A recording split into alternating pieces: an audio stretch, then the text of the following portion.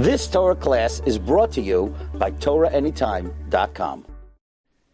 This special shiur is being brought to you by Project Connect of the Gibraltar community, which is being spearheaded by Daniel Levy, which is a project that during the days in preparation of the Yomim Noiram Habam Aleinu L'Taiva, we like to try to focus and maximize our opportunities to connect with Hashem for Tefillah.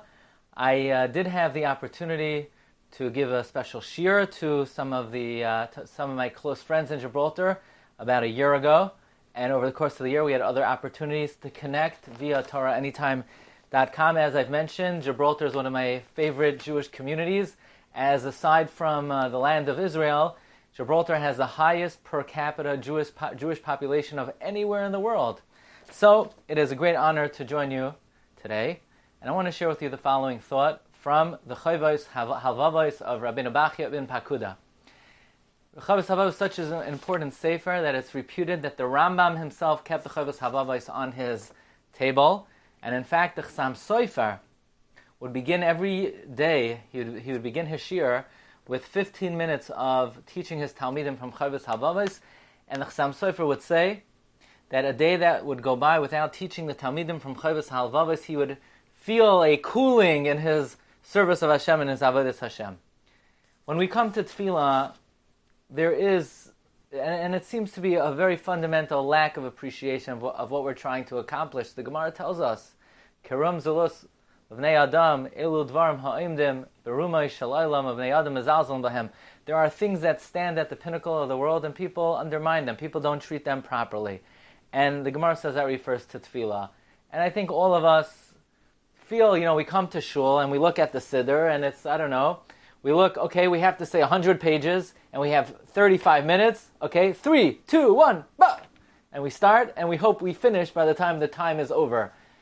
We really don't have a very cognizant awareness of what it is we're trying to accomplish when we go to shul to daven, or we daven at any time. And most people feel somehow tefillah is the way to get what you need. You have certain things that we need. We need health, we need parnasa, and somehow tefillah is the way that we get it. And the truth is, getting what we need is a very small part of tefillah, if it's even part of tefillah at all. And what I would like to share with you today are 3 lines in the Chovos Halevavos. And the Chovos Halevavos really enunciates for us what is the objective of tefillah, what are we trying to accomplish when we daven. And let me read to you the words of the Chovos Halevavos. This is in the Shar Cheshbon HaNefesh, Parak Gimel. V'roi lecha achi, it is fitting for you, my brother, sheteda, that you know, ki kavanosenu batfila, our intention in prayer, eina ki'im, is only for the following, meaning the following objectives are the sole objectives of tefillah, and everything else is not what we are trying to accomplish when we daven. Objective number 1, kelois hanefesh el ha'elokim, the yearning of the soul for God. Every human being feels a certain degree of emptiness, and there's this gnawing feeling of there's something more to life, there's something that I don't have, there's something I'm yearning and missing. What is that feeling? That is the yearning of the nashama to connect to the soul of the universe, and that is God. Every nashama is yun out of the Ribbon Shalom. A soul is chilek elokam mimal, and that gnawing, empty feeling is the yearning of the soul to connect to Hashem. One of the objectives, the first objective of tefillah, is to give the nashama the opportunity to express its yearning for its creator. So in other words, if you went to shul and you said every word of the siddur, and at the end of davening you said, okay, I said every word, but did you allow the neshama to express its yearning for Hashem? No, I was supposed to do that? Then you missed the first objective of tefillah. It's the opportunity of the neshama to express its yearning for Hashem. That is objective number 1. Objective number 2, ukniyasa lefanav, the humility of the neshama before God. To recognize how insignificant we are compared to Hashem. How tenuous our life is, how dependent we are on Hashem's mercy, how every cell in our body has, for it to function, everything has to be fine-tuned. And with the slightest mutation, chas v'shalom, a cell could go haywire, and that could be the end of our existence, how utterly dependent we are. The second objective of tefillah is to express humility before God. But I said every word, I said every Yehiratzain and every carbon and every kapitel of Psukei de Zimra. Yeah, but did you allow yourself to submit and humble yourself before Hashem? Well, that is the second objective of tefillah. To recognize how utterly dependent we are on the Rachamei Shamayim. Number 3, Imrei Memusa L'Bayra, to realize the greatness of our Creator, the greatness of His power, how powerful God is. Realize, now I'm in America, the state of Florida is experiencing a record tornado and hurricane, winds 160 miles an hour, winds that could uproot trees, winds that could uproot roofs of homes, winds that are able to take part of the ocean and supplant it elsewhere. That's the gevura of Hashem. To realize the greatness of Hashem's kindness, how every day Hashem is concerned with what I eat for breakfast, what I eat for lunch, what I eat for supper. Realize the greatness of Hashem in His kindness to me personally, that the heart, which is a muscle, which pumps 70 times a minute, if you were to squeeze your hand 70 times a minute, your hand would get so tired that after a minute you'd have to rest it for many minutes.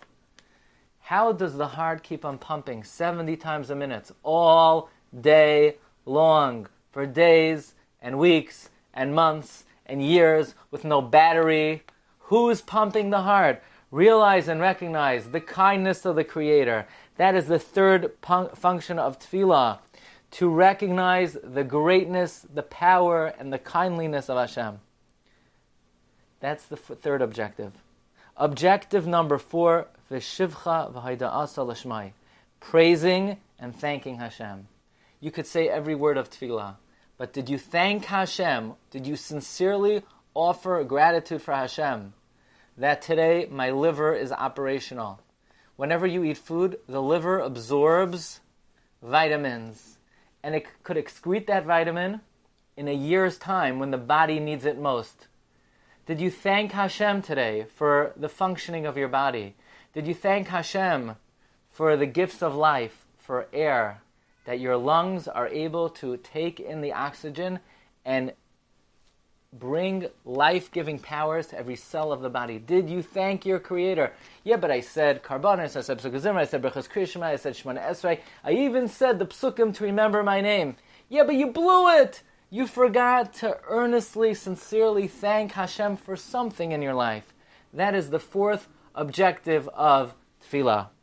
And finally, the fifth objective of tefillah, says the Chovos Halevavos, V'hashlachas kol yehaveha alav, casting your burden on Hashem. No, it's not asking what you need to get it.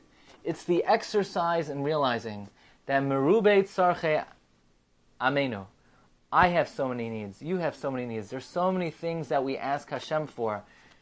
The exercise here is not in attaining what we need. It's saying, Hashem, there's so much that we need, we cast our burden on you, we throw our pekel on you, an exercise in bitachon, an exercise in trust in our Father in heaven. That is the fifth objective of tefillah. Again, not to try to gain that which we're missing, which we hope we will. The exercise of tefillah is the exercise in taking that suitcase of items that we need from Hashem and relying on Him, throwing that burden on Him. If we are able to accomplish these 5 objectives, number 1, the expression of the yearning of the soul to connect with Hashem. Number 2, kniyasa lefanav, the humility, the feeling of dependency, the feeling of humility, the feeling of insignificance before Hashem. Number 3, recognizing Hashem's greatness and power and kindness, realizing His godless and greatness. Number 4, thanking Hashem. Number 5, throwing our burdens on Hashem. These 5 objectives, if we're able to fulfill them, we will indeed be fulfilling the purpose of tefillah, to which Chazal tell us, we will reap the benefits in this world, but the main benefit, the ultimate reward. Let us strive during this time of the year to strengthen our focus and our emphasis on achieving these 5 objectives. And in kind, we do hope the Rebbeinu Shalom will answer our tefillos and bless us with all of our needs. I wish everyone a ksiva v'chasima tova. Thank you so much. You've just experienced another Torah class brought to you by TorahAnytime.com.